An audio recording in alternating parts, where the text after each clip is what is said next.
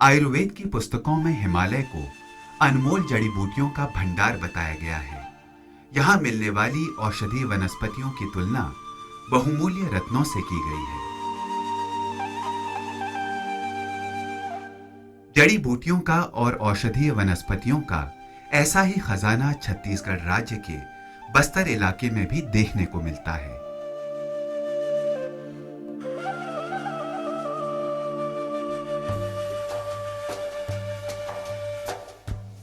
यह प्रदेश विश्व भर में प्रसिद्ध है अपनी जनजातीय विरासत के कारण।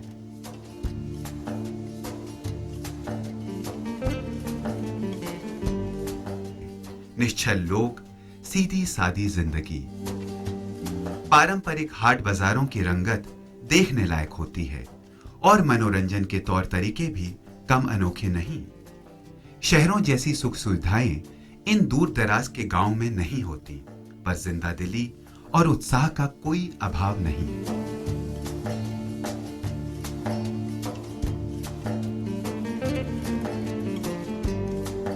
जहां वन समाप्त होते हैं, शुरू हो जाते हैं धान के मखमली खेत।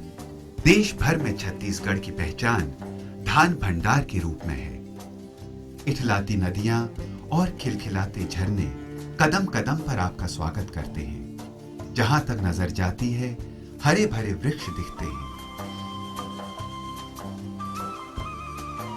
आज इस क्षेत्र की संरक्षिका मां दंतेश्वरी के नाम वाले जैविक फार्म ने बस्तर को देश विदेश में नई पहचान दिलाई है। बस्तर की परिस्थितियों में मुझे ऐसा प्रतीत हुआ कि हर्बल की खेती अच्छे से होगी, और जब वनौषधि खेती के बारे में हमने विचार बनाया तो हमारे दिमाग में एक चीज़ थी कि वनौषधियाँ जंगलों में होती हैं, और अच्छी वनौषधि अगर मुझे उगाना है तो प्राकृतिक रूप से ही उगाएं, और इस प्राकृतिक रूप से उगाने के अंतर्गत ही हम ऑर्गेनिक खेती या जैविक खेती से जुड़े। डॉक्टर राजाराम त्रिपाठी ने जैविक खेती आरंभ की अध्यापकी और बैंक की नौकरी के बाद।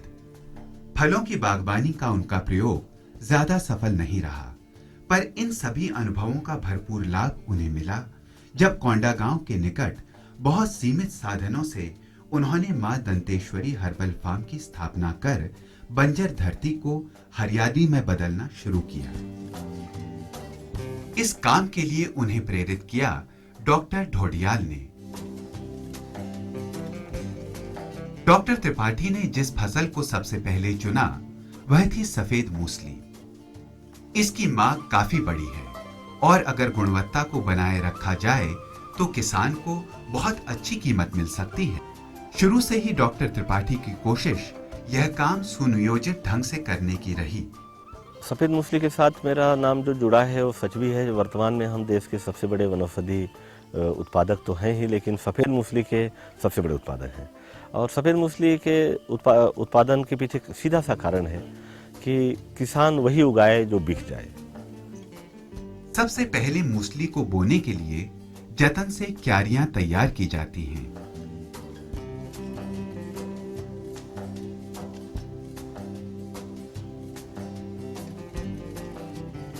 गड्ढों में खाद डालकर मूसली बोई जाती है।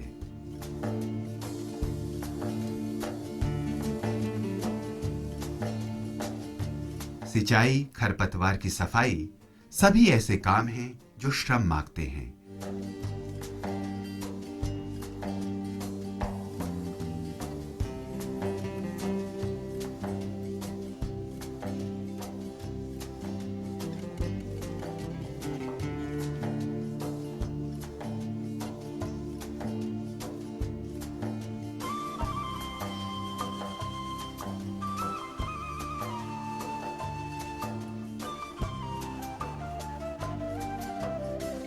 क्योंकि इस इलाके में जल हर जगह हर समय सुलभ नहीं होता, इसलिए ड्रिप पद्धति का और स्प्रिंकलर्स का प्रयोग मां दंतेश्वरी हर्बल फार्म में किया जाता है।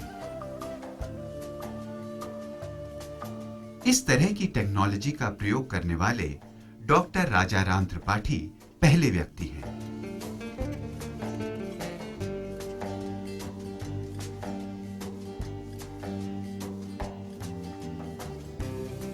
मूसली की फसल तैयार होने पर सावधानी से इसकी जड़ों को खोदकर निकाला जाता है। इन्हें साफ कर धोने के बाद सुखाया जाता है और फिर छील तराश कर इनका भंडारण किया जाता है। डॉक्टर त्रिपाठी और उनके सहयोगियों ने बड़े परिश्रम से स्थानीय गांवों की महिलाओं की टोली को इसके लिए प्रशिक्षित किया है। आज देश भर में मूसली के सबसे बड़े उत्पादक के रूप में मां दंतेश्वरी हर्बल फार्म पहचाना जाता है और खेती के इसके तौर तरीकों को अन्यत्र भी सफलतापूर्वक अपनाया जा चुका है। डॉक्टर त्रिपाठी ने आज इस मूसली उत्पादन अभियान में देश के 13 प्रदेशों के हजारों किसानों को अपने साथ जोड़ा है। उन्होंने बिचौलियों की लूट खसोट खत्म कर कृषकों को वनौषधियों की वाजिब कीमत दिलाने के लिए एक राष्ट्रीय संघ का गठन भी किया है।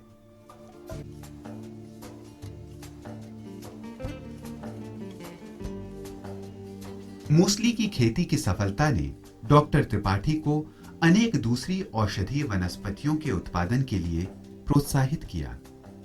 आज इस फार्म के खेतों पर बड़े पैमाने पर सुगंधित लेमन ग्रास भी उगाई जाती है।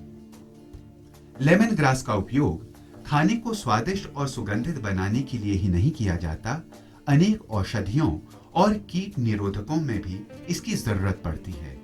मूसली की तरह ही लेमन ग्रास की खेती भी काफी लाभप्रद है और कई लोगों को रोजगार दिलाती है। लंबी घास को काटकर सुखाया जाता है।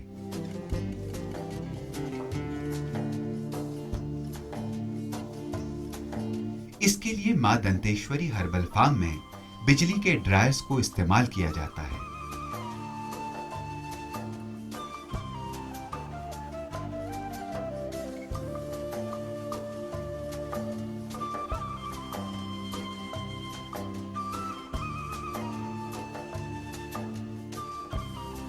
इसके बाद सुवासित तेल निकालने के लिए आधुनिकतम टेक्नोलॉजी पर आधारित स्वचालित भपके को लगाया गया है।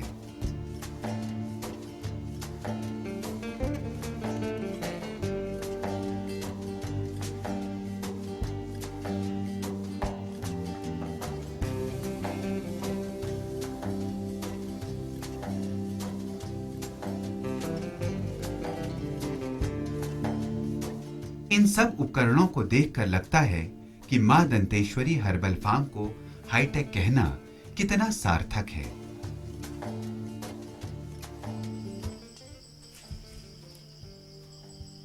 तो ये एक 10 एकड़ का जो हमारा फार्म था चिकलपुटी में, संयोग से ये जंगल का ही एक भाग था, जंगल से जुड़ा हुआ था और करीब 230 प्रकार की वनौषधियाँ हमने चिन्हित की हुई थी। तो इन्हें हमने इथनोमेट के फॉरेस्ट के रूप में विकसित करने का विचार किया। इस हेतु हमने लगभग 200 और वनौषधियाँ जो जंगलों में पाई जा रही थी और लेकिन अंधाधुंध दोहन के कारण जो खतरे में थी, उनको भी उन दुर्लभ वनौषधियों को लाकर यहाँ संरक्षित किया। संपदा नामक संगठन लाभ हानि की चिंता से परे एक पूर्णतः जन कल्याणकारी संस्था है। इसने फार्म के साथ जुड़े लगभग 10 एकड़ जमीन के हिस्से को एक मिश्रित वन के रूप में संरक्षित रखा है ताकि जरूरत पड़ने पर इसका उपयोग एक मानक कसौटी और दुर्लभ जीव पूल के रूप में हो सके। इस छोटे से इलाके में हजारों वर्ग किलोमीटर क्षेत्र में फैले बस्तर प्रदेश की जैविक विविधता की एक आकर्षक झलकी देखने को मिलती है।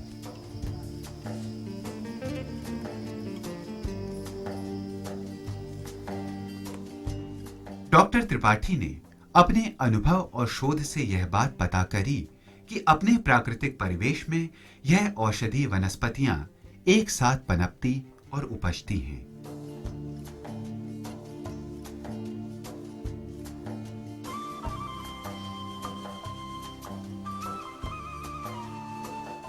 इसीलिए इनकी मिश्रित खेती से बेहतर पैदावार हासिल करी जाती है।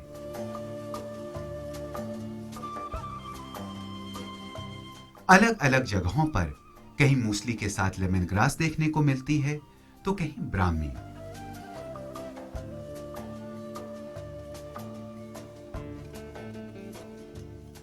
अधिकांश आयुर्वेदिक औषधियों में हरड़, बहेड़ा और आंवला का प्रयोग होता है।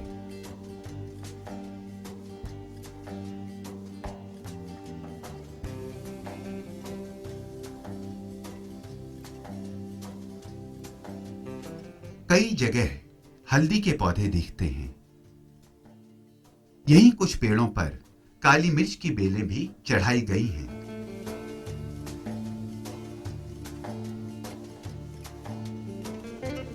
स्मृति और बुद्धिवर्धक ब्राह्मी के बूटे की खेती बड़े पैमाने पर सलीके के साथ की जाती है। यहाँ कुछ ऐसे पौधे भी उगाए जा रहे हैं जिनके बारे में लोगों की जानकारी बहुत कम है।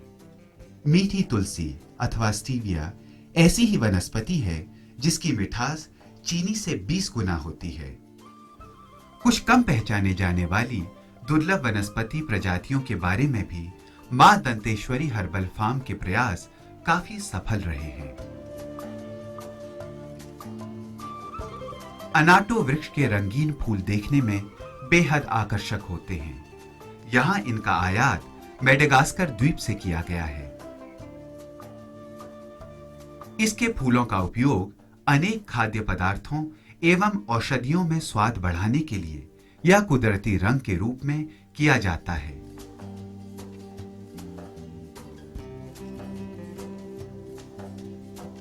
जैविक खेती का अर्थ है वनस्पतियों और पौधों को कृत्रिम रसायनों से पूरी तरह मुक्त रखना और उन्हें कुदरती तरीके से उगाना। मां दंतेश्वरी हर्बल फार्म में इसके लिए बहुत ही सुंदर व्यवस्था करी गई है। गौशाला में रहने वाली गायों से जो गोबर और गौमूत्र प्राप्त होता है उसे नीम की पत्तियों के साथ मिलाकर जैविक खाद तैयार करी जाती है।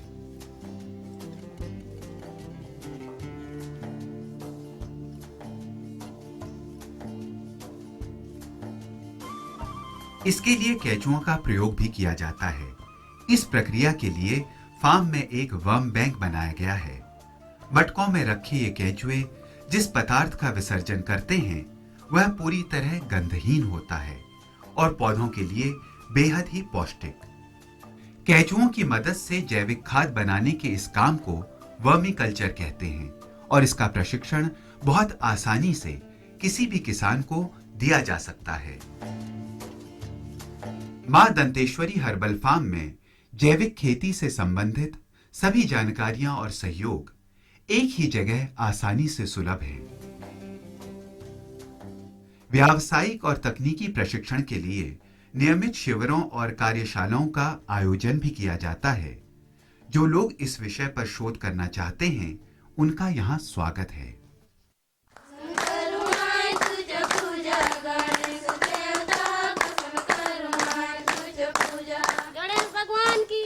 जो हमारे उत्पादन कार्य में हमारे सहायक हैं और आसपास जो इच्छुक है काम करने के लिए और सोचते हैं कि हम अपने सामर्थ्य के अनुसार कुछ करेंगे तो उनको हम निःशुल्क प्रशिक्षण देते हैं सर, और निःशुल्क बीज देते हैं।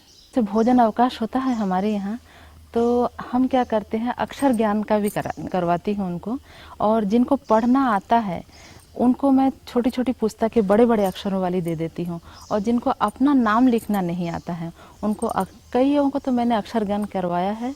वो अपने पति का नाम और अपना नाम लिखती हैं और पैसा लेते समय अंगूठा ना लगा के अपना नाम लिखती हैं। तो ये देख के भी मुझे बड़ी खुशी होती है, कम से कम एक आइडेंटिटी है उन लोगों को कि कुछ सीखा है। छत्तीसगढ़ के आदिवासी गांव में हर घर के पीछे एक छोटी सी बगिया देखने को मिलती है जिसमें ये लोग अपनी जरूरत भर की साग सब्जी पैदा करते हैं। डॉक्टर त्रिपाठी की सोच है कि यदि इस जगह का उपयोग औषधीय पौधों के उत्पादन के लिए किया जाए तो निर्धन आदिवासी अपनी आमदनी बहुत आसानी से बढ़ा सकते हैं। डॉक्टर राजाराम त्रिपाठी को सबसे अधिक संतोष इस बात का है कि औषधीय वनस्पतियों की खेती ने स्थानीय आदिवासी जनता को और खासकर महिलाओं को आत्मनिर्भर बनाया है। आमदनी बढ़ने के साथ उनके जीवन स्तर में तो सुधार हुआ ही है, सबलीकरण के साथ उनमें आत्मविश्वास भी जगा है।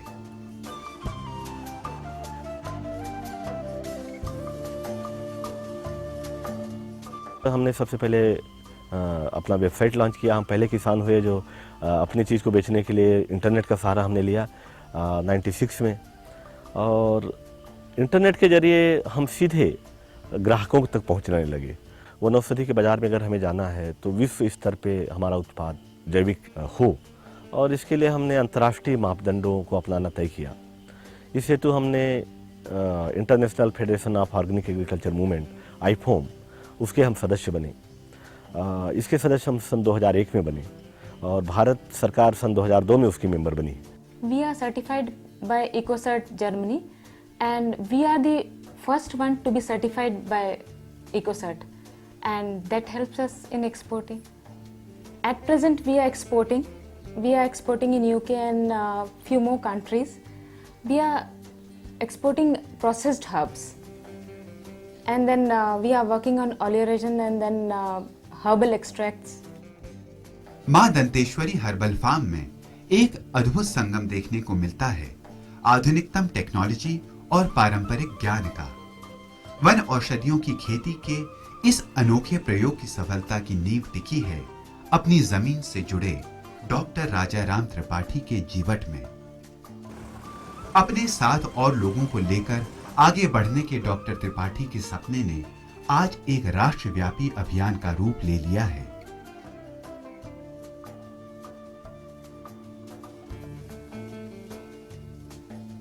डॉक्टर त्रिपाठी को इस बात का एहसास है कि मंजिलें और भी हैं, सफर लंबा है, नए क्षितिज की तलाश कभी खत्म नहीं होगी।